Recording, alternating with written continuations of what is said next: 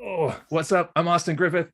I'm here with my friends Etta and Carlos, and today is day 2 of our Web 2 to Web 3 curriculum. We are in week 1, which is how to set up a wallet and become a power user in Ethereum.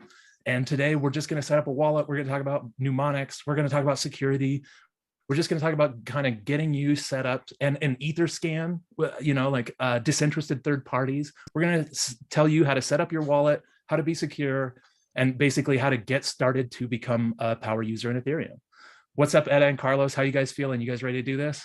Yes, let's go. Yeah, excited. Awesome. Okay, Etta, do you want to start by sharing your screen? I think the first place we should start is just dive into setting up a MetaMask. MetaMask is like the go-to browser extension. I think we should even start it off by saying that, disclaimer, like MetaMask is more worried about security than they are about user experience. So there's going to be some clunky things just in Web3 in general. There's going to be some clunky things. And so just know that like these guys are security first. They're thinking a lot about your security, and we'll talk through some of the differences and some of the interesting things. But here we are, metamask.io. Take us away, Etta. How are we doing? Yeah, so basically just going to metamask.io, and then it's a Chrome extension. So a browser extension, you can just, well, you do have also like phone. You can install it to your iOS and Android as well, but we'll just install for Chrome for the time being.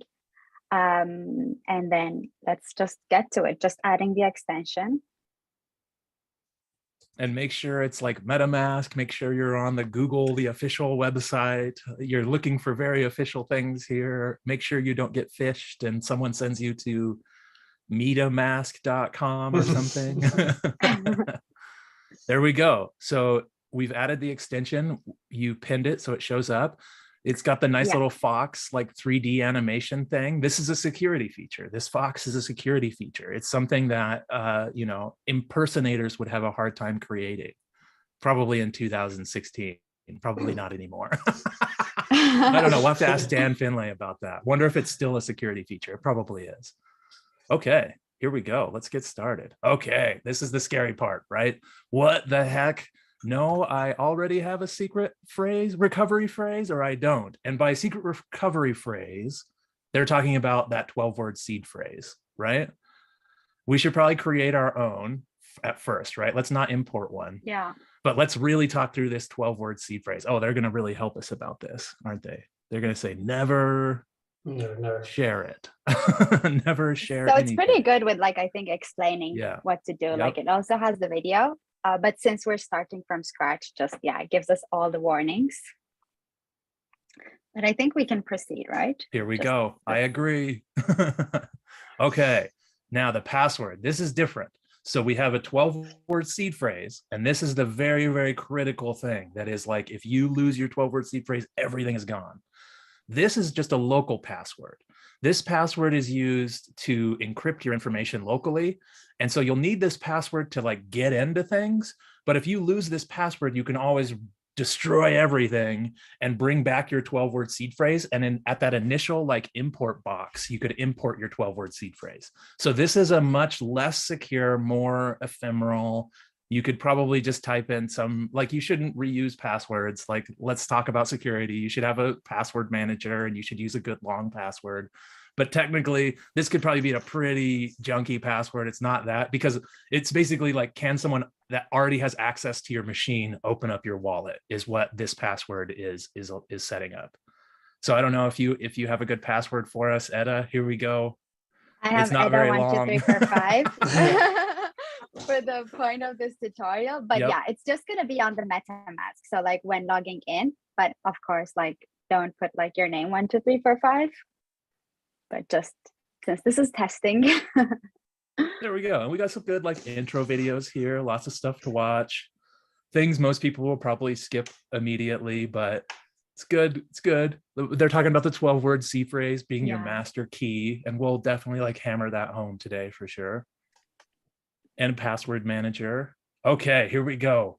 The 12-word seed phrase. So this is the point where they've generated a 12-word seed phrase for you.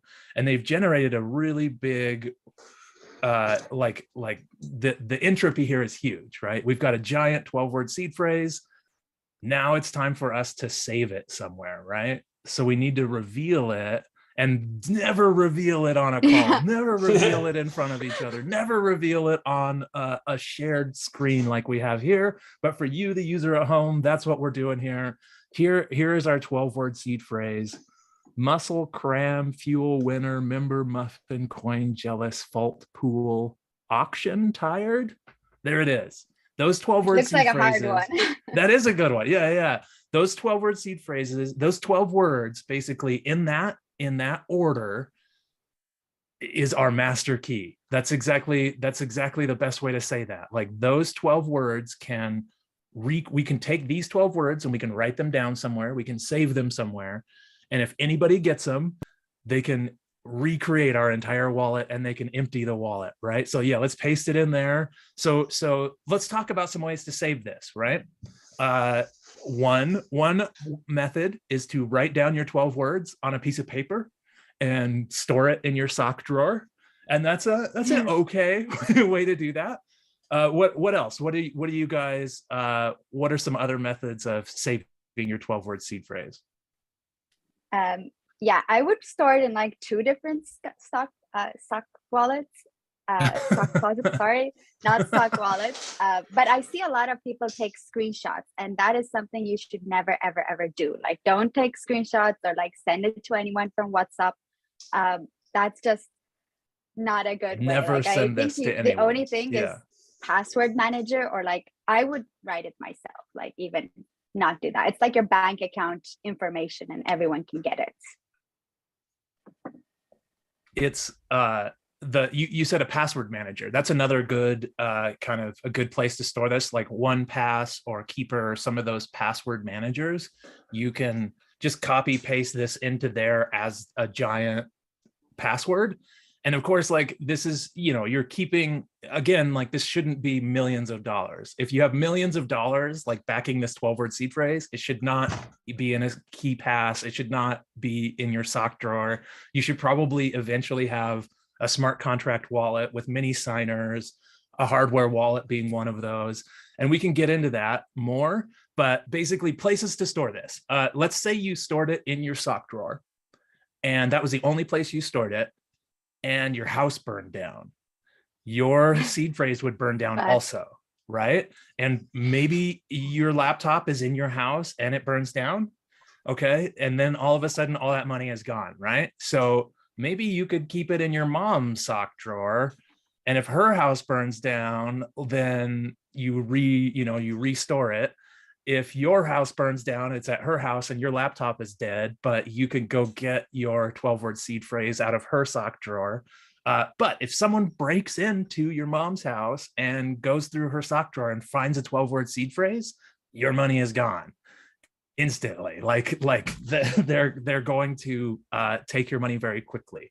If you accidentally have it in a text field and you share it on GitHub, or anybody gets any whiff of this 12-word seed phrase, your money is gone immediately. So you want to store it somewhere where you can get to it and recover it in the case of an emergency.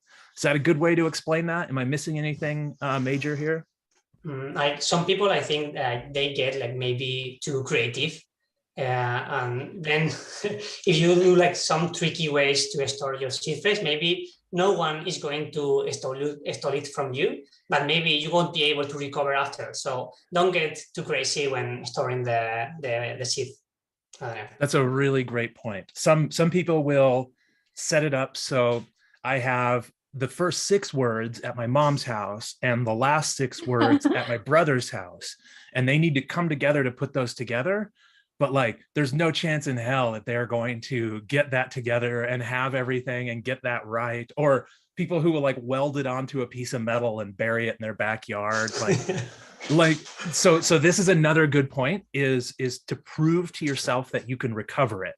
And maybe we'll do that in a little bit, but having your 12-word seed phrase in your sock drawer is only half the battle. You need to then, if you kind of totally delete your account and you go grab that 12-word seed phrase, can you recover your account from that 12-word seed phrase? And that's a great point, Carlos. It's like some people will get super creative about it, and then like there's no chance that people are going to actually go through this process to figure this out.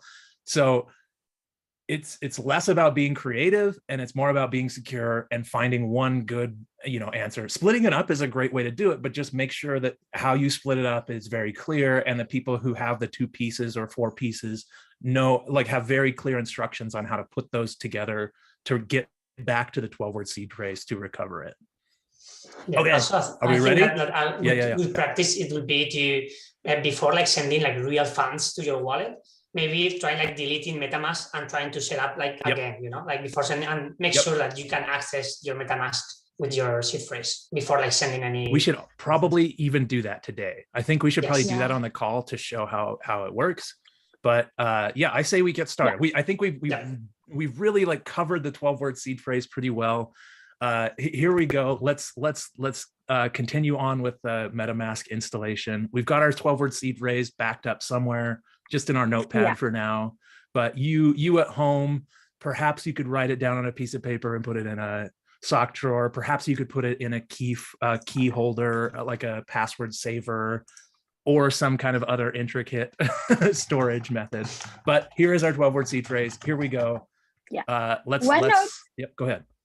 Yeah, I just wanted to add one note. I also see a lot of people like say, I want to do this later, but I would recommend like doing it when you're setting it up. Like otherwise you can forget, log out, then you have no way getting back in. So like when you're setting it up, like make sure you have like half an hour to go through this process. And maybe we'll cover at the end of the call some ways where there are methods of onboarding where you don't like just straight up start with the seed phrase. You use an account, and then eventually you'll bring that account into something else like a burner wallet. But we can save that for the end. Yes, on onboarding, you should probably just do this 12-word seed phrase. Okay, so here we go. We have to prove that we have our seed phrase, and we have to prove that we have it backed up by basically putting them in order. Is that right? So we're going through and we're restating our 12-word seed phrase. I have one question, like why Eda is at it. Yeah. So what stopped me to create like a script with get like a list of all the words and start like testing all the different combinations? And like I get the seed phrase, 12-word seed phrase, and I just check the balance for that account. And what stopped me to do that, because I mean, it's only 12 words, right? It's not too many. So I can just like create a script that reads like a dictionary and start like testing like random like known words. And maybe at some point that we find, some accounts with balances. I don't know. That's a great point. And that's one thing that we really need to hammer today. And it's kind of a strange thing that like, technically someone could guess your 12-word seed phrase, right? There's only so many words. I think there's like 5,000 words in this particular dictionary, and there's only so many combinations of those 5,000 words. But the thing that we'll discover today as we get into this is that there's so many that it would take so long. You could have everyone in the world running that script, and it would still take 1,000,000 years to find someone else's account. And our human brains are pretty hard at like, it's hard for our human brains to even really grasp that. I think a good example is shuffling cards. When you shuffle a deck of cards, there's, what is that, like 52 factorial is the chances that exact shuffle has existed before. And there's all these decks of cards all over the world, and all these humans are shuffling them. But if you give it a good shuffle and you get a good randomness, no one else has ever had that stack of 52 cards in that exact configuration, which is like, our brains are not good at understanding that. Like, that's hard to grasp. And the fact that someone could just guess this, technically someone could just guess your 12-word seed phrase. Like, they could get these 12 words in this exact order, and all your money would be gone. But it's incredibly difficult and incredibly like statistically not going to happen. And we'll explore that a little bit more. Let's get into the numbers of it in a little while, but let's finish up the seed phrase here and let's get our account going. So what do we have? We have auction and then tired, and then we have I proven. just thought we could like do it wrong. Oh, okay. Yeah, no, that's a great. Like, yeah, let's see what happens. We should do things wrong a couple. Oh, it just doesn't. Doesn't even allow me to click confirm. And then if you click auction entire, does it let you bring them back? Oh, Oh, no. wow. Lets you drag the order of them. Holy Yeah. moly. Oh, okay. So it doesn't allow you to confirm. They do that, but I you're can't correct. even have optimism added to my MetaMask and startup, but they have that feature. You can drag and drop words in the seed phrase. That's pretty awesome. Oh, Okay. yeah. And everyone. Awesome. All right. So now can we confirm? Congratulations. You have set up an account on Ethereum. And what did it take to set up that account? This is another really weird thing. You don't have to get anybody's permission, right? When you're setting up a Wells Fargo account or you're setting up a bank account, you have to get all sorts of permission, and you are just an entry in their database. With Ethereum, anybody can participate. And all you have to do to create an account is to come up with a large random number. In this case, we have these 12-word seed phrases, and we'll show how that turns into a private key. We haven't even gotten to like the key pair yet, but basically anybody can create an account, and we'll show more about that in a little bit. But here is our account. Here's our MetaMask. We have 0 ETH in there, and it gives us an account, an address, right? Can we look at that address there? Yeah, there it is. Maybe even, yeah, we could, yeah, paste that. I was thinking we could send, what should we do? Should we send some testnet ETH next to this address and send some things around? Do you want to maybe paste that into our shared chat? Yeah. And I will send some testnet ETH. So Ethereum is a public network anybody can access, but there's also these test nets, and these are for developers to use, and they're free. So they have a different consensus algorithms, and we'll get to all that, but they work just like public Ethereum. So just like you can send money on Ethereum, you can send money on these test networks, and these test networks allow us as developers to kind of tinker around and play with how Ethereum works and how to send things around without actually sending mainnet value. And that's more and more important as Ethereum is more expensive. Oops, whoops, let me send. Okay, should I steal the screen? Let me steal the screen, and I'll show me sending from my MetaMask. Here we go. And I've got some other stuff here, and we'll cover some of this stuff later, but really what's important here is my MetaMask here. So I've selected the Kovan network, which is a test network, instead of mainnet Ethereum. And I'm going to hit send. I've got a whole bunch of Kovan, like $200 million worth of Kovan. That's really hard to get. That is. Yeah, I've got some nerd connections. Yeah, so I'm going to paste your address in here. Okay, and when you're sending Ethereum, one of the first things you do is like kind of look at that 0x. I see 0x3C21. And then I kind of look over here and I see 3C21. And maybe even I look at the last few numbers too, FE673D. Yep, it matches up, right? So I'm kind of like at a glance, I'm trying to make sure I've pasted the right address. And as you use Ethereum, you'll copy and paste lots of addresses around. So you need to double, triple check before you send real money. Is this the right address? It looks like it is. Okay, I'm going to send 1 ETH of Kovan to your address, and we hit send. And it'll take about 5 seconds. Okay, it's going to ask us about gas. We'll talk about gas and everything later. You have to spend a little bit of your ETH to send ETH, which is an interesting thing, and we'll get into that soon.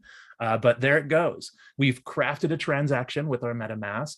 We've set the transaction to say that you are the to address, I'm the from address, and the value is 1 ETH. And there it goes, it just sent. You can go ahead and share it on your side, and let's see if we have some Kovan ETH in your wallet. And also how to get ETH, right? That's a whole nother question. Oh yeah, you'll need to switch your network to Kovan. That's one thing too. Oh no, look at that. They let us drag and drop, but we have to manually add Kovan. Is that true? No. I thought it came with like actually a couple of networks. But oh wait, show hide. There's a show hide. There was a show hide there. Show hide test networks. Oh, phew. Oh. Thank goodness. Oh, okay. So we can open the test networks. There we go. See, this is why we do this. We go through this slowly and we run into weird problems. So you at home don't feel like, what the heck is going on? Yeah. This is some weird stuff, and we got to go through it slowly. So Austin, you were saying that, I mean, not everyone have a friend like you, which have like a lot of money in Kovan. So what can they do to, to get like some test ETH? Because if they want to, to do some testing or send some ETH over, what can they do to, to get some free ETH? let's go to that other browser tab. Let's copy our address first. Yeah. So the 3C, let's copy our address, and then let's just Google search. Yeah, there we go. Let's search testnet, ETH, and faucet. The word that you're looking for there is faucet. Yep. And let's see, the Paradigm has a really good one even. Let's see, there's a Rinkeby faucet. I like the faucet, Rinkeby faucet as well. Let's go to it. Let's use it. Yeah, it's purple. Let's click it. Yeah, Okay. Oops, it's offline, right? Like, Oh, no. This happens sometimes that you try to get Yes. internet and no one works. Yep. And that's going to happen. So these test networks are real networks where they have the full, proof of stake happening or proof of work happening. And so they're attackable by attacking those systems. And it's kind of like a Web2 network kind of hosting up in Web3. Ooh, different language. So you'll, This is Turkish, but it gives us, it basically also tells you like the different facades which you can go to. Faucets, yeah. The Paradigm one, that third one there, that's my favorite. Let's try that one and see what it lets us do. Okay, so I guess we might have to sign in with Twitter.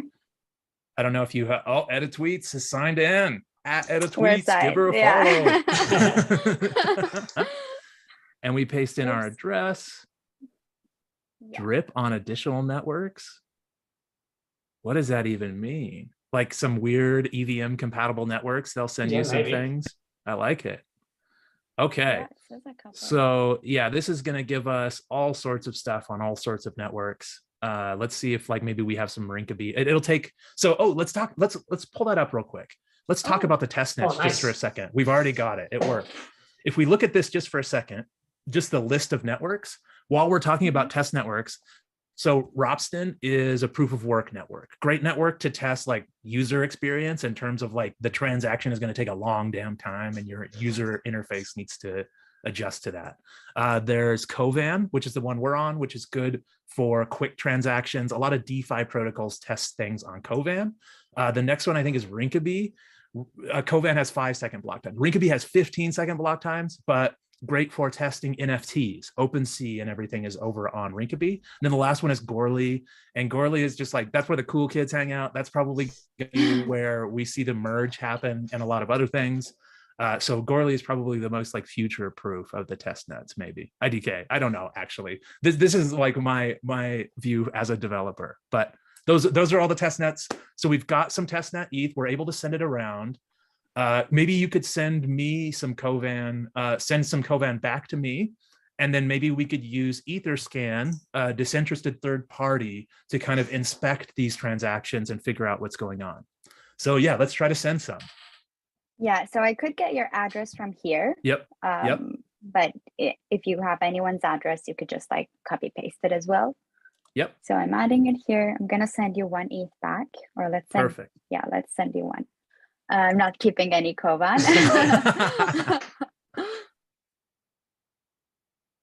And just like a little disclaimer, a little star, this account is completely like exposed, right? There's a 12-word seed phrase that we've already put up here. So all of this is like, this account should be like toxic, and we should understand that this is like toxic waste here.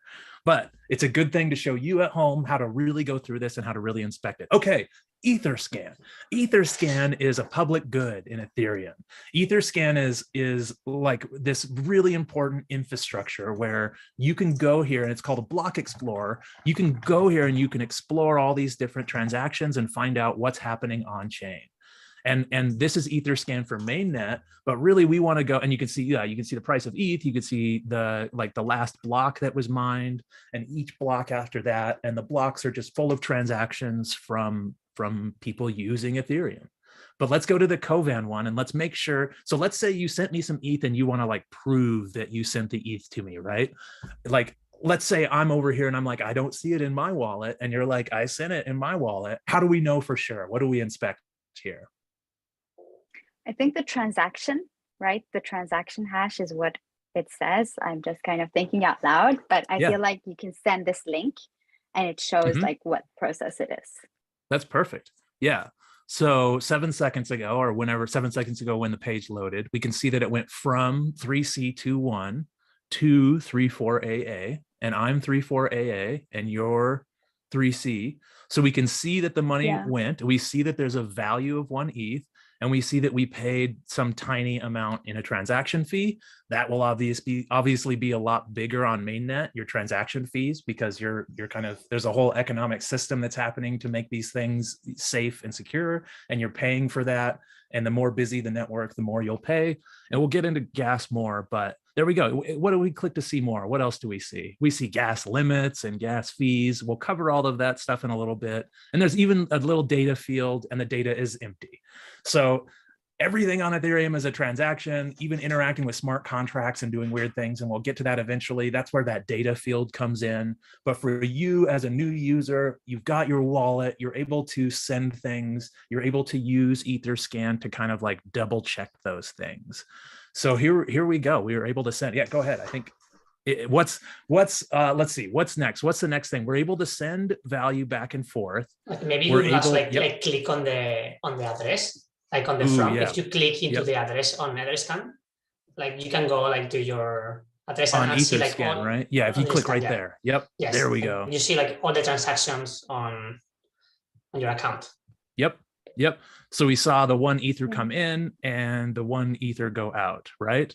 But we don't see the money from the faucet because it's an internal transaction. If you click the internal transaction, we'll probably see there's another one. Yep. 4 minutes ago, 1 ETH came in from a smart contract. So some other account triggered a smart contract to release us 1 ETH, and that was that faucet that we used. One thing I can add, I feel like this comes up, like it came up with me, is that you cannot revert the transaction. Like once it goes to, you can't be like, oh, I want it back, I did it by mistake. Once it's gone, it's gone. Like there's no like customer service which you can call to get it back. Right, exactly. There's no customer service for Ethereum. It's basically, yes, if it's gone, it's gone. Now, this brings up some fun stuff about the mempool, right?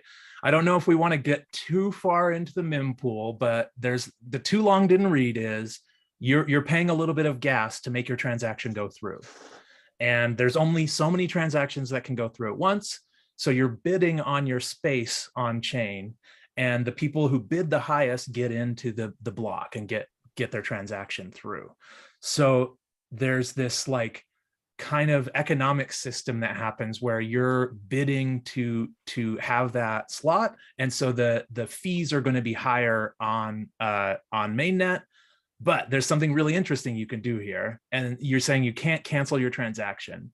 Technically, you can submit another transaction to the mempool while your first transaction is in the mempool but hasn't quite got mined yet. You can submit another transaction with the same nonce but higher gas and like a higher bid and have it send $0. So you can send a second transaction that sends no money and get it into the mempool quick enough and get it mined. And you can technically, if you do that quick enough, cancel your transaction by sending a second transaction. But as soon as that transaction is mined and we see it here on Etherscan, it's gone forever and there's no help and there's no hope and there's no customer service. And that's a really hard part about Ethereum. And this is a big gotcha about using cryptocurrencies, is this no help support kind of thing, right? Once it's gone, it's gone. Yeah.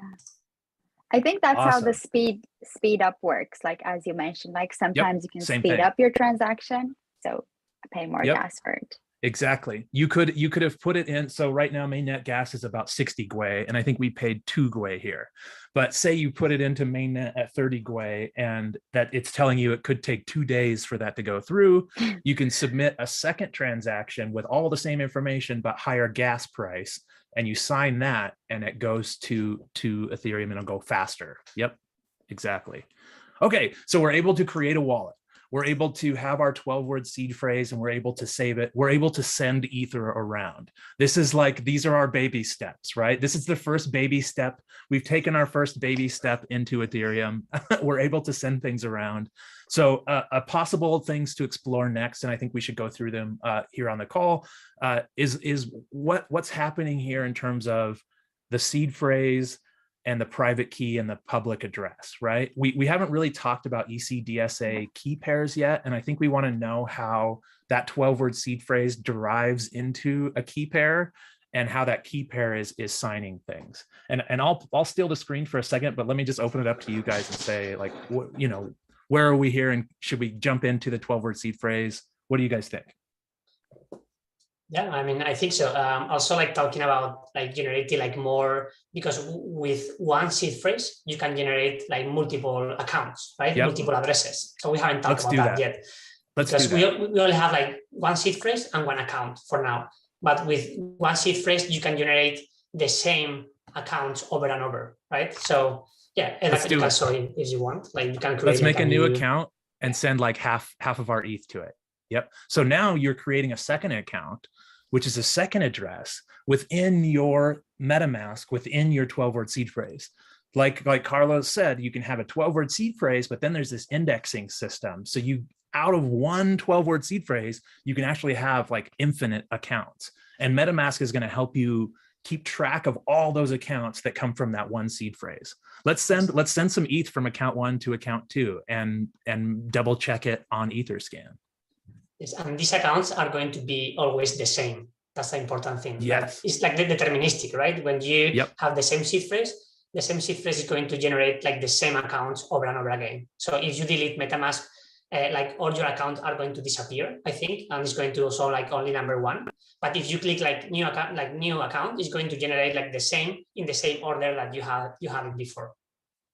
And no one knows that how those accounts are connected, right? Yes. It's basically a hash. It's a one-directional function. So if you send some money from one of your MetaMask accounts, it's not like everyone knows that now these other MetaMask accounts are also related to you. No one can figure that out and derive that.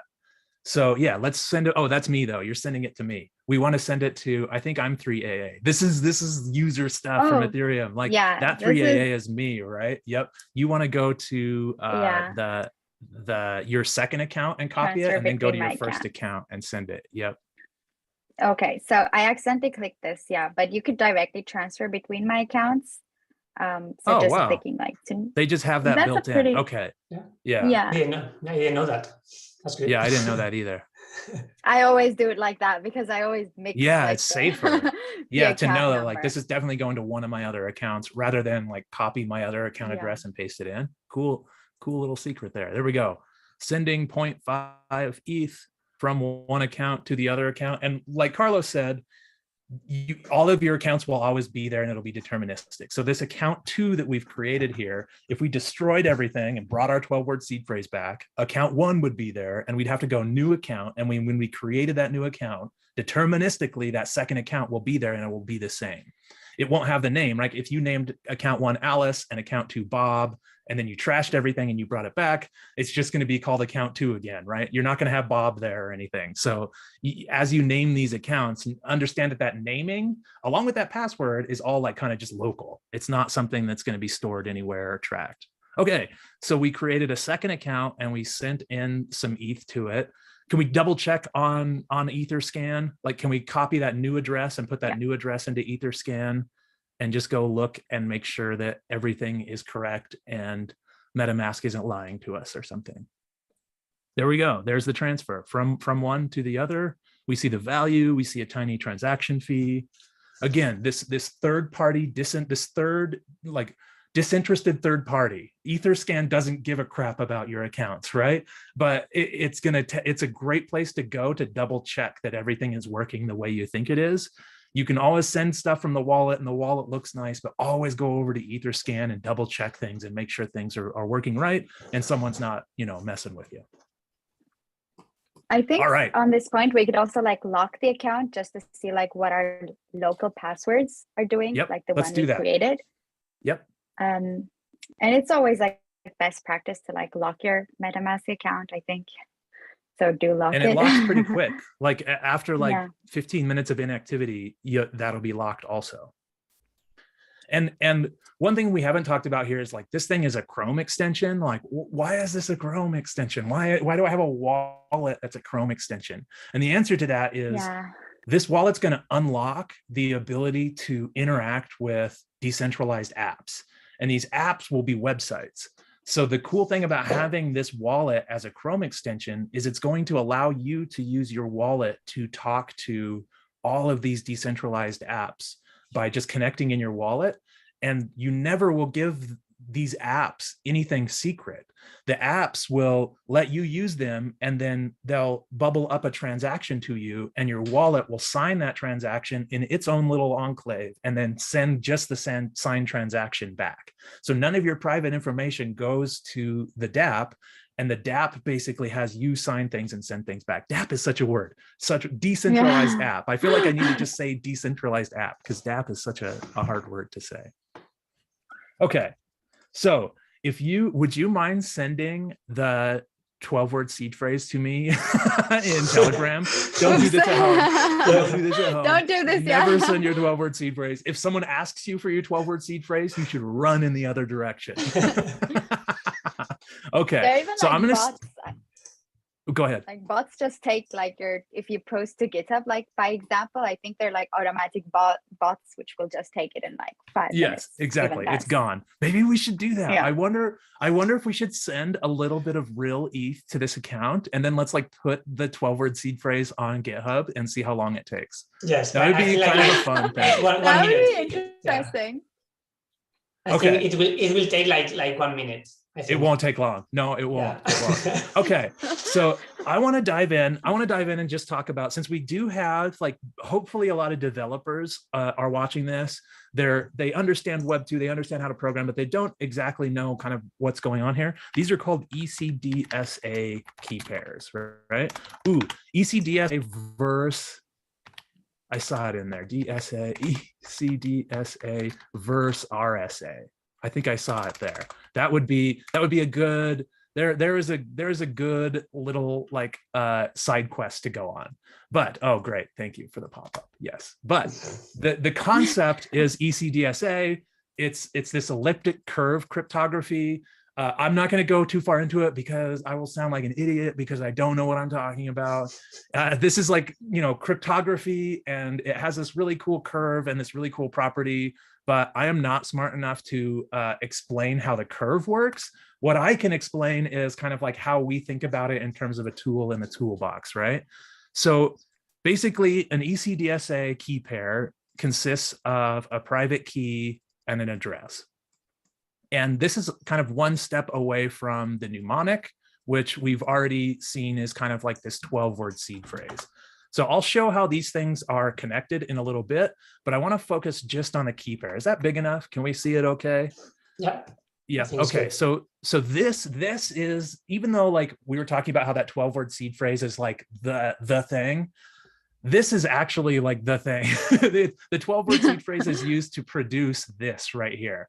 This 64 character, these, you don't need the 0x, but these 64 characters of hex data, this is your private key. This is the thing that is going to sign these transactions. This is the thing from the curve. This is your secret right here. This thing right here basically derives this address. So, and let's go ahead and just like generate a few just to show this happening here. Oh, get out of there. Let's just go ahead and just generate a few, right? I can just keep clicking, and all this is doing is generating a giant random number. Like assume this is just hexadecimal data, and that can actually be turned into a number, and it's just a huge number, right? So we're talking 2 to the power of 256. Oh, why can't I do to the power of? Oh, darn it. Dang. Okay, let's ask Google 2 to the power of 256. 2 to the power of 256, right? This is going to be a huge number. 7E77. Okay, so a huge number, right? So so basically, to create an account on Ethereum, to be able to interact with things, you create a number between 1 and this, right? You just come up with a random number. And that's all you need to do to participate. We generate some random number, okay? Boom, there we are. There's our giant random number. And from that is derived this address. And like Carlos, like you were saying earlier, well, can't someone guess this? Can't someone guess your seed phrase?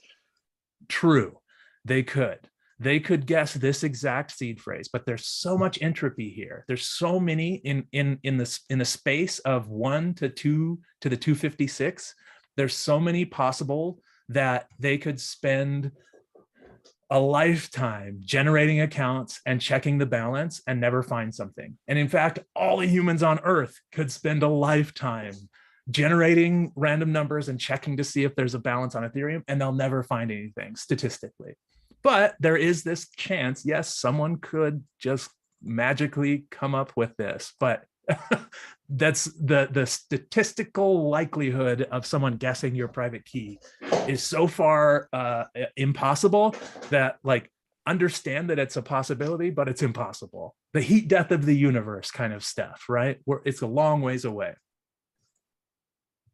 Okay, so we've got our private key. We understand this thing is the magic, and this thing is the thing that signs transactions. Whenever you want to send a transaction, that transaction needs to be signed by a private key. And that's, notice there's no from address here. That's what we derive when we say who the from address is. That's derived from whatever that private key is that signed this transaction. Okay, so that key pair can be used to sign and recover or sign transactions. And let's just play with that real quick. If I drop a private key in here and we have a message, Austin sends 5 to Edda, okay? And that's what we want to sign, and we go ahead and sign that, okay? And what comes out of that is the message and the signature. Now, this message will probably, imagine it looking more like an object, right? With to and from, and can I just pull an object out of here? There we go. Yeah, there we go. Imagine it more like this, right? But let's just think of it like a message. You can also sign messages, but think of it like this, you know, to Alice from Bob with a value. That's the kind of message we're signing here, right? Austin sends 5 to Edda, and then this signature goes across the network. And what's interesting here is, like, this can go across a public network. Anybody can send and receive this information. And if anybody tinkers with it, if anybody changes it, then it's not going to work. It's going to fall apart and it's not going to work. But on the other side, if we try to recover this, we use the ECDSA key pair and we use the recover function, we should get back that same address. Okay. And if anything changes, let's just change this. Let's bring this in here and bring this to here, and we get the same thing, but let's disconnect this. Austin sends, let's say Edda gets in here and edits this to 6. Oh no, our address changed, right? So now it says Austin sends 6 to Edda, but it's not Austin's address that signed it, so it's not valid, right? But if you have this signature and Austin sends 5 to Edda, sure enough, it does recover to Austin's address, so we know for sure that Austin is sending that. So this is like the magic of these key pairs, is you can just generate a number to create an account, and then you can use that number, and don't share it with anyone. You can use that number to sign a message, and then that message can go across a network, and anyone else can use ECDSA math to recover who it was that signed that message. So really in the weeds here with how this works, but just assume that, like, this really cool key pair is just a giant number that's used to sign these transactions, and we use that to keep track of who has what and who has sent things. Anything to fill in there? I want to bring in mnemonics here, but like I kind of went off the deep end here with private keys. How are we doing? Is this covered correctly? I had a mini question. Yeah. So I was wondering, like, that text, the signature, is that the transaction hash which we were looking at? Or a transaction hash? Like, no, a transaction hash would look a little different. That, yeah. So if we create a transaction with our private key to let's see, we're sending it to ourselves for some reason. I don't think I need to put anything else in here. Let me see if I can just sign that. That will create a transaction hash. And basically the hash is like all of this information hashed. Right? Let's see. Okay. I don't think this is going to work. Nope. What if I just like stringify it? This is not how it works, but let's see. Can I do this and then do this and then do this? Yeah, something like that. That's possibly, that's basically how the transaction hash works, but probably not the way I just did it. I don't know. That's probably not going to be the transaction hash, but that's basically where that transaction hash comes from. Is it's the hash of the whole thing with the signature. Yeah, eventually there'll be a signature here, and then this signature would also be in here, And that's where the transaction hash comes from. Okay, so that's like a message which I sign with my private key. Like it's yes, exactly. This would be the transaction details. Austin wants to send $5 to Etta with the nonce of 4, and nonce, we can get into nonce a little bit, but it's probably not like same thing with gas. Like we don't need to really mess with it. Nonce is just like for replay protection. If I send 5 to Etta and I put that across the network, then Etta could just rebroadcast this information over and over again.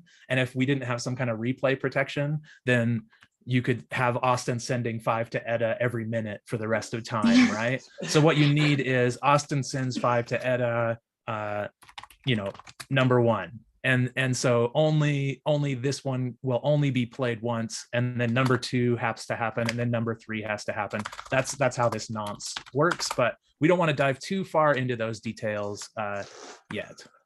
Okay, so basically, let's clear that. How do I get that out of there?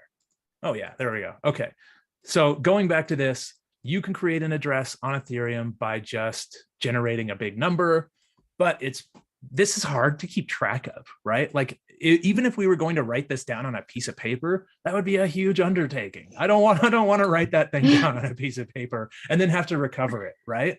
So what they came up with is, knowing that we need to get to this hash, could we come up with a system that's easier for humans to save and store things and recover things? And this is only one account. Could we do it where we have, one thing we store that's easy for a human to replicate, that could have a number of different accounts? And so that's this mnemonic system that we have here. We have this, let's see, mnemonic 12-word dictionary. We have this dictionary of words. Let's see if we can find it. Got some Scooby-Doo there. Where is the like BIP 39, right? Something like 39, isn't it? Is that right? There's a 59 word list. There we go. 39, yeah. Yep, there we go. Here is the English word list.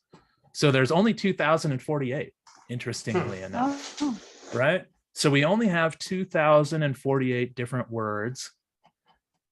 And what was that? 2,048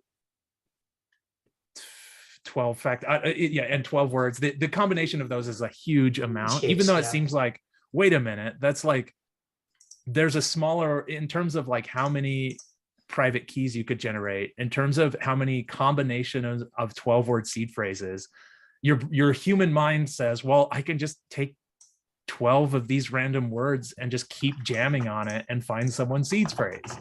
And your brain thinks that, but trust me, it's really, really hard. Oh, here we go. You go ahead and say that out. What was it?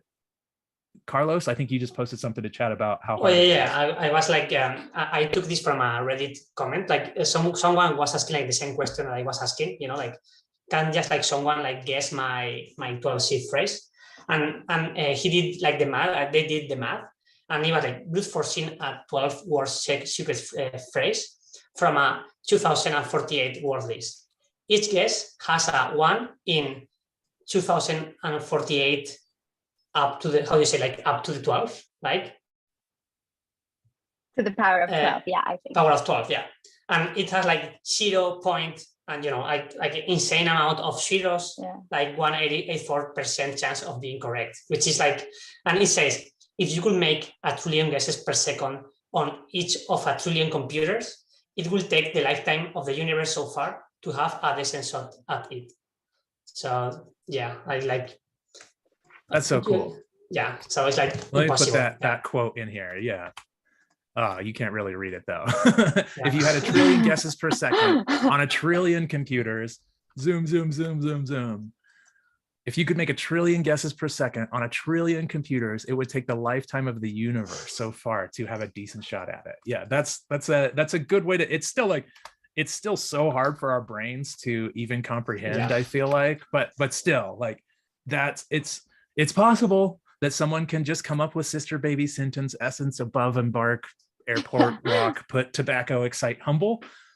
It seems like that's a very approachable thing to a human to come up with, but it's actually like very, very, very, very, very, very hard in terms of like statistical probability. It'll never happen, right? Okay, so we have this 12-word seed phrase. And we know that if we generate a good 12-word seed phrase, it's almost as good as generating a giant random number, but it's a lot more approachable. And so what we're going to do is we're going to take this 12-word seed phrase. Okay, let me just get like a text box and put that in there.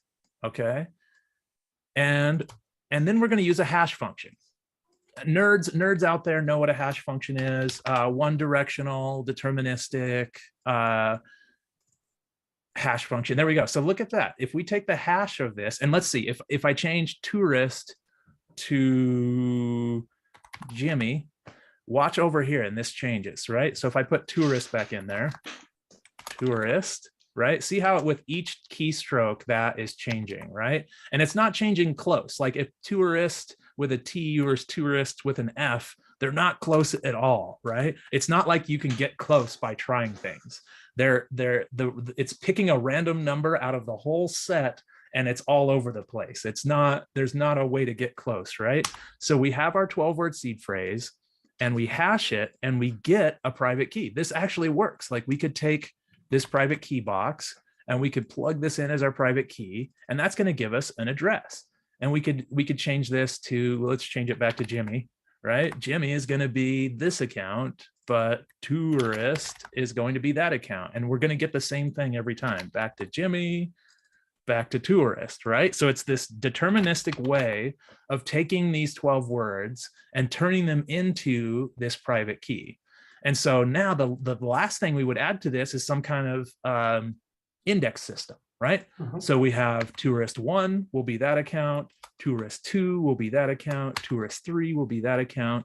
And so this isn't the exact format, but this is how this system works. We come up with a 12-word seed phrase, and then we add an indexing system, and that lets us create as many accounts as we want from that one seed phrase. Okay, so now we can kind of just plug this private key in here, and we can just create an index system. Okay, now what I want to do is I want to copy your 12-word seed phrase that you sent me here. Again, never be sharing these things around, never be copy pasting these things. Very bad idea. In GMI, here we go. I'm going to paste it into here as some text. There it is. That is our seed phrase, right? Muscle, cram, fuel, winner. Okay. And then if we do index 0, here is the address that comes out of it. There's your private key, and there's the address, and hopefully 3C, hopefully this is the one that we've been looking at on Etherscan. Uh-oh, nope, it's not. What did I do wrong here? Is that mainnet? Oh yeah, that was mainnet. Good call. See, this is why. So maybe you can also click on the B on the top, right? So you can show how. Yeah. Wait, what was I going to click on here? Yeah, I was saying that on Etherscan, if you go like next to your address, you have like a B. You see like a B right here. Yeah. Yes. So if you click that, you see like neat. Yeah. Sure. I didn't know this. Yeah, I didn't know that either. B. This looks like an ad to me. When I see this, I was like, "This is someone paid to have this here." Yeah. My brain just like totally ignores that. So it just said like the number of. Now we know. Carlos clicks the B. All right. Yeah. Covan. There we go. So here is your address though, right? We were able to put in your 12-word seed phrase and index it with number 0 and get your account out of there. Ooh, okay, here we go. Now let's do blockchain, and let's bring in some chains here. I don't know. Let's see if I just do chain. Nope, that's not what I want. It's been forever since I've used this. Oh man, chain, boop, boop. There we go. That's what we want. Instead of mainnet Ethereum, let's go to Covan. Okay, it'll be a different endpoint. Okay, and now let's look at the balance of this homie right here. And I'm just going to put that on a timer. And there it is. Okay, and from Way, okay, this is another thing that we're going to have to get into is the difference between ETH and Way. But technically, if you were to ask the blockchain for your balance, it's going to give us this big number, right? And that goes all the way back to the EVM needs to be super simple, and it needs to be decentralized. So it's not going to have floating point math. Too long didn't read. You have this giant number as your balance, but what you do is you divide that by 10 to the 18. We basically assume that there are 18 decimals here, And that's what this box is doing. And it's telling us that we actually have 0.49 ether. And if you want just a side quest, we have lots of side quests here. Ether versus Whey. If you look at ether versus Whey, you're going to find some good explanations and some nice tables that explain kind of how to do that. Like we measure our gas in Gwei, and the smallest amount is Whey, and Buterin, really? And ether is there. I bet he didn't name that himself. Okay, there we go. So we were able to find the balance of this dude. Now, the other thing I want to do is look at the next account, right? Let's look at account 1 here. And it actually has it's 460. This is the second account in your MetaMask, right? When you added a second account and we sent 0.5 ETH to it. So if we were to go 2 here and you were to share your screen again and add a new account, it's going to be that address. And your 42nd account is going to be that address, right? And if you had 5,000 accounts in your MetaMask, the 5,000th account would be that one. And that's all deterministic using basically a mnemonic and an index. Yeah, that's great. Yeah. Yeah. So that there it is. Now, okay, let's build a bot that looks for seed phrases. Okay. And if it finds a seed phrase, it sends the money to us, right? So let's pull our seed phrase out. Let's get rid of that one. Let's generate a new seed phrase, okay? And let's just leave it on, okay? And then the balance is 0, right? And look at this, we can just generate it and it's gonna go check. Let's actually trigger, here we go. I'm gonna put a delay in and I'm gonna take, look at this weird stuff we're doing here, and I'm gonna go doop, doop. So then after we generate, it waits a second and then checks the balance of it. Okay, we have our bot, right? Basically, let's wait. Yeah. Let's wait. Okay, let's sit here on record until I find some money, right? Okay, and let's do mainnet, right? We're looking for real money, right? Yeah. Okay. And every single developer, and if you're a developer out there and you're not at least a little bit curious about this, you're crazy, because every single developer says, well, wait a minute, it's only 12 words.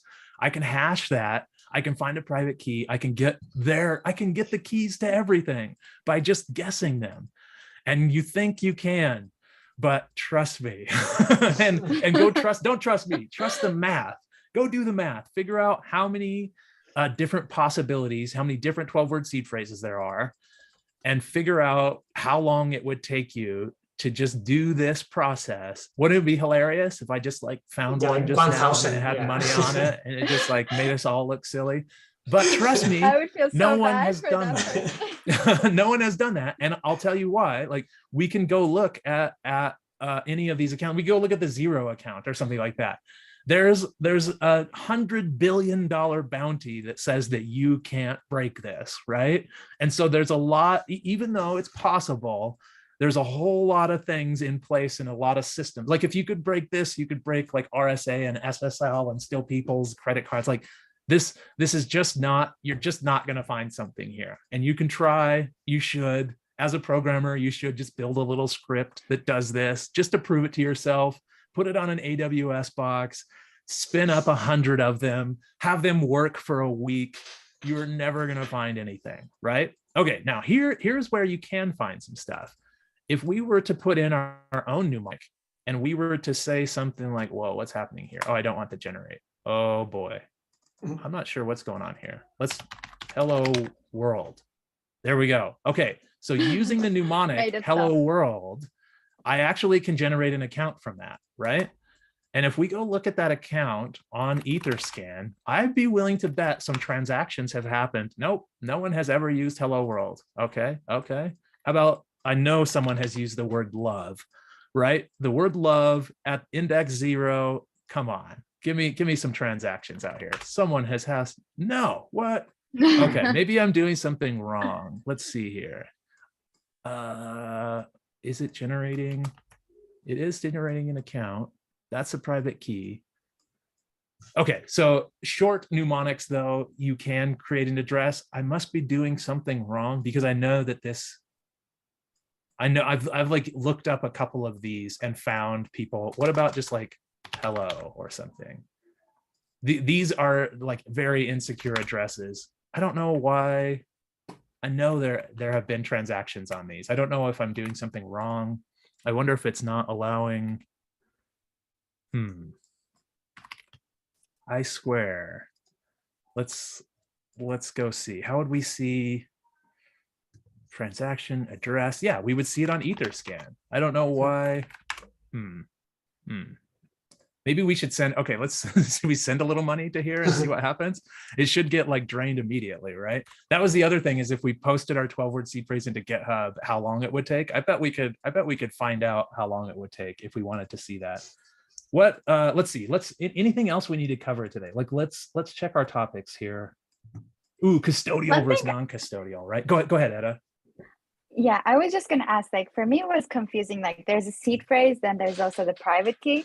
Like, the most important thing is like your mnemonic, your seed phrase. Like, that's like one way. You can't go the other way around.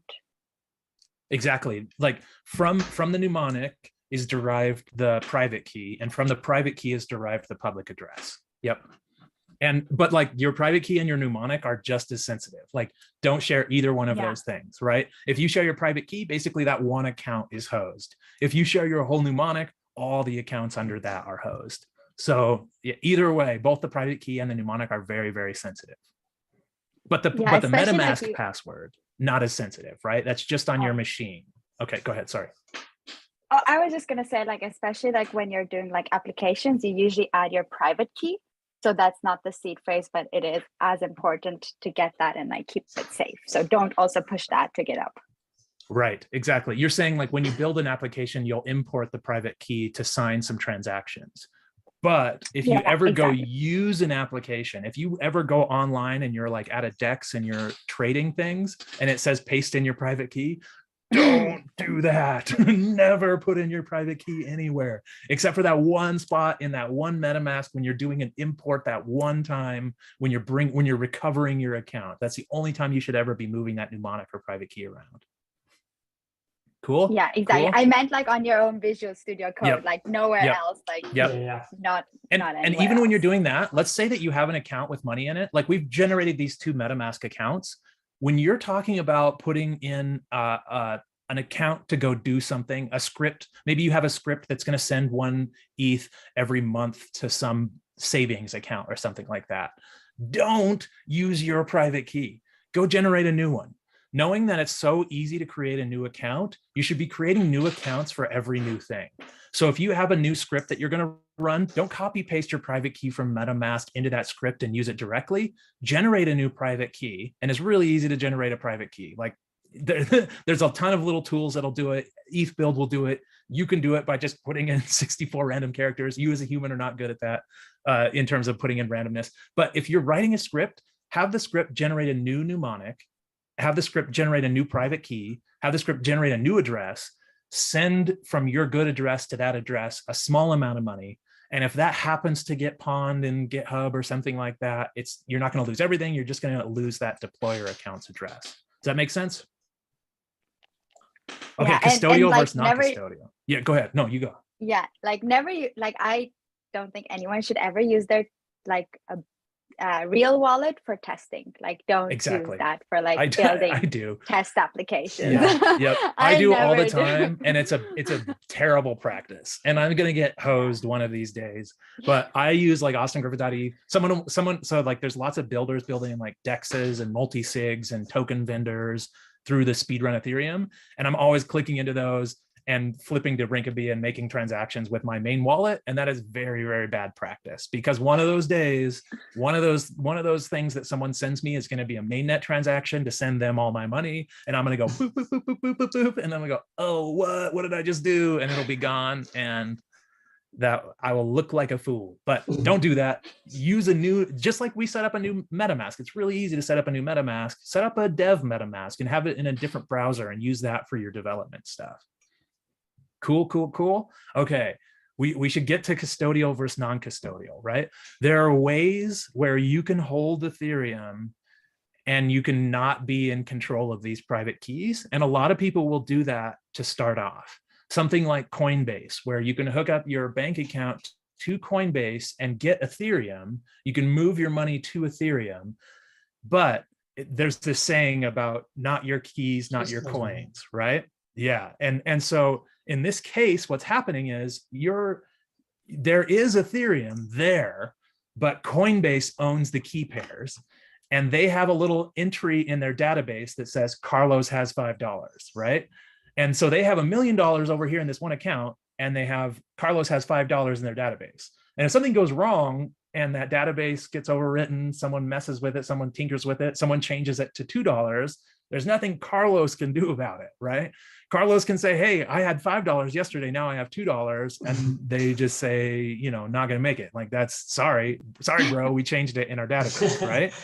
And so if you own your own key pair, it's yours, right? No one can ever guess it. No one can ever take it from you. It's your key pair. And if you lose it, you're completely hosed. So there is like this kind of like responsibility that you have around owning your own key pairs. And at first it's fine. Put $100 in Coinbase, put $100 in some centralized exchange, just so you like understand how things flow.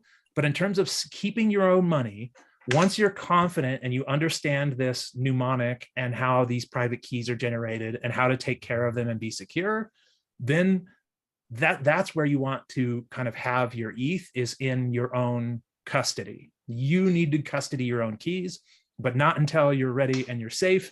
And by the way, like, even putting your money there is probably not the best way. There's better ways to store it. And we'll get to like contract wallets and hardware wallets. I mean, we should probably just talk about those now. Maybe we should get into that. But am I hammering this home good enough with the custodial versus non-custodial stuff?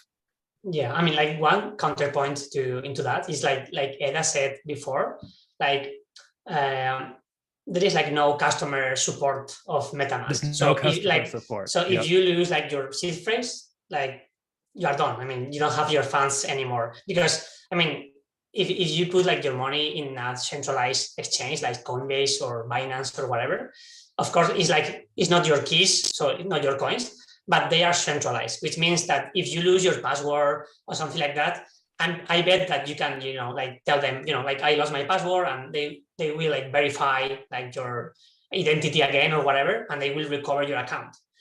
But, you know, if you have like your own keys, if that happens, you can't call anyone, you know, MetaMask or a friend, no, can you recover my funds that I lost? No, sorry. So you have like to be like super conscious about that, you know, about the security of your keys, because you are like 100% responsible of your keys and your coins and your wallet. So just like be careful about that. Basically a database, right? A custodial solution has your account in their database, and a non-custodial solution is stored on chain, and it's using key pairs, and it's using ECDSA math, right? And so if they lose it, something goes wrong. Mt. Gox, if you want to look up, Mt. Gox is a famous centralized exchange that had everyone's, basically a couple key pairs and everyone's accounts in databases, and someone hacked it. Someone got those main key pairs and took all the money. And so that was it, right? Yeah. So if you had your money on that centralized exchange, it's gone, and you can go to customer support and be like, my money's gone. And they will be like, everyone's money's gone and we're hosed. Like, we're moving to Mars because we don't want to be in charge of this anymore. So there's also this like existential risk that their security can get hacked and everyone's money can get lost. So that's another kind of thing with custodial accounts, but it's fine if you're just getting started. If you're not quite confident enough yet in your own abilities to take care of that 12-word seed phrase, it's okay to have a couple $100 in a custodial solution just to get you started and just to get you understanding like kind of how to go. So one more question, how can you get like money into your MetaMask account? If you don't want to use like a centralized exchange, is there a way to get like money directly to your MetaMask? What's really cool is you can earn ETH, right? You could go do a bounty on Gitcoin and you can earn ETH. You can go you can make some art and upload it to OpenSea and earn ETH. So there's a lot of like utility to using ETH and earning ETH just directly. Like, you can earn currency to an address that's never had some. But let's talk about ramping. I think what you're alluding to is, how do I get money from my fiat bank account, cash in my hand? So first of all, there's an ATM machine at the gas station that takes cash and gives me back Bitcoin and Ethereum. So there's like these all around, right? So you could technically just like use one of these stations super weird, but like that's pretty awesome that that's like out there. But I would say a lot of good places to get started, not only with how do I get ETH, but how do I get a wallet. Ethereum.org has great resources for that. And let's see if we can find it in here. Let's see, use Ethereum wallets, and get ETH, second thing there. Okay, so how to buy ETH. There's going to be a bunch of centralized and decentralized exchanges. And basically you put in fiat, you put in some amount of USD or some currency, and you get back the currency. But again, all that's happening there, this is a custodial solution. You're saying, I would like to put some money from my bank account into Coinbase, and I would like to get some Ethereum. All that's happening there is they're making some changes in their database. They're saying, okay, he doesn't have this USD anymore, but he has now this Ethereum, and it's just a change in a database. Until you get out to the decentralized exchanges where you're actually exchanging tokens for ETH or the opposite. So 2 things here, and we haven't really explored the wallet space very much. We should probably explore the wallet space a little bit. Basically, all we've talked about is MetaMask, and there are so many other cool wallets. So take some time to explore all the wallets, but yeah, so MetaMask is just one of them. And another favorite, man, there are too many wallets to choose from. And I've told my buddy Sam about this. He needs to trim this down a little bit. But the other one that I want to look at is Rainbow. And this is just a beautiful wallet on mobile. You have this really kind of great experience. It's going to be the same thing though. When you go to set up a Rainbow, you'll put an app on your phone, and it's going to give you a 12-word seed phrase. And you'll do the same thing with that 12-word seed phrase. Put in a sock drawer, put in a password manager, do something creative with it. But make sure that you can destroy it and bring it all back again, and make sure your accounts exist again. Like, prove to yourself you can recover it. But it's going to be the same process in all of these wallets. Probably a little smoother in Rainbow than some, because they do focus on user experience. But you'll download an app, you'll generate a 12-word seed phrase, and then you will have this this awesome mobile wallet. Same thing with kind of, I don't know if we can just like pick a random wallet here. So get a Coinbase wallet is another one. You can probably have a wallet coming out. This is leading us to something I've been alluding to a little bit, is smart contract wallets. So I'm kind of on the fence about hardware wallets. We should probably talk about hardware wallets real quick. A hardware wallet is like this little, I probably have some laying around here somewhere. It's like this little device. There we go. You have this little device, and on that device lives your private key mnemonic, and the device holds it, and it should never leave the device. Like your private key and a 12-word seed phrase, whatever is on that device, will just stay there and never leave. But you'll send transactions to it. You'll type in a little code, and then it will sign the transaction and send it back to your machine. You can use air-gapped things. There's all sorts of like crazy secure things you can get into, but just know that like hardware wallets are an available thing. The user experience is just not that great with a hardware wallet. You'll hook it up, and it's just kind of a pain in the butt to make transactions. It's good to have a nice cold wallet that's a hardware wallet that you can go to if you need to bring in some funds. But if you're making like 20 transactions a day or 100 transactions a day, like I am, like, you don't want to use a hardware wallet for all of those transactions. But safety, like okay, so knowing that no matter what wallet we choose here, there's still this existential risk of this 12-word seed phrase either leaking or getting lost, and all of our money being gone forever. How do we cure this like existential threat? And the answer is smart contract wallets, or the current answer, right? The best fix to this user experience is we're getting into Ethereum, we're learning smart contracts. We'll learn a lot more about this later, but you can deploy a smart contract, and that contract has an address, and that contract is your wallet. And what happens is there's rules built into that contract that say, if you want to send money out of this wallet, you need to have 2 out of 3 signatures from 2 out of 3 accounts, or 3 out of 5, or 5 out of 7, or 5 out of 11, right? What you can do is create a multi-sig where it takes many different accounts to coordinate together to send that money. And the two leading smart contract wallets are the Gnosis Safe and an Argent. And an Argent is more like, this is my wallet on my phone, and the recovery method is through these things called guardians, where I could set Carlos as a guardian, and then if I drop my wallet in the toilet, that's actually happened. I've actually lost my Argent wallet before because I destroyed a phone. And what I did was I got on there with one of my guardian accounts. I think even Argent will be one of your guardians. And I said, please recover. And it's not like a guardian can't steal your money. It's programmed into the smart contract that no one can steal your money, but what they can do is reset it and have it sent to a new wallet. And that's what I did. I regenerated a new wallet. I had it reset. There's like this grace period where the time period had to elapse. And once all of that happens, then it's written into the smart contract to be able to recover it to a new account without anybody stealing it. So that's kind of like this help for this existential threat of, man, this seed phrase is scary. Keep your seed phrase, but have a couple of accounts with a couple of seed phrases in a couple of different places, and have those on a smart contract wallet. So your life savings is not on this 12-word seed phrase. It's actually in, a diverse portfolio that contains some Ethereum, and in that Ethereum is stored in a smart contract wallet or somewhere safe where you can recover it. If you lose, one of those mnemonics, you can go to the other ones and you can recover it. Am I explaining all that correct? Alpha Wallet's another fun one. What am I missing here? What holes have I left in this explanation? It's kind of like a multi-factor authentication for your wallet, I feel like, when you have like a second signer or second process.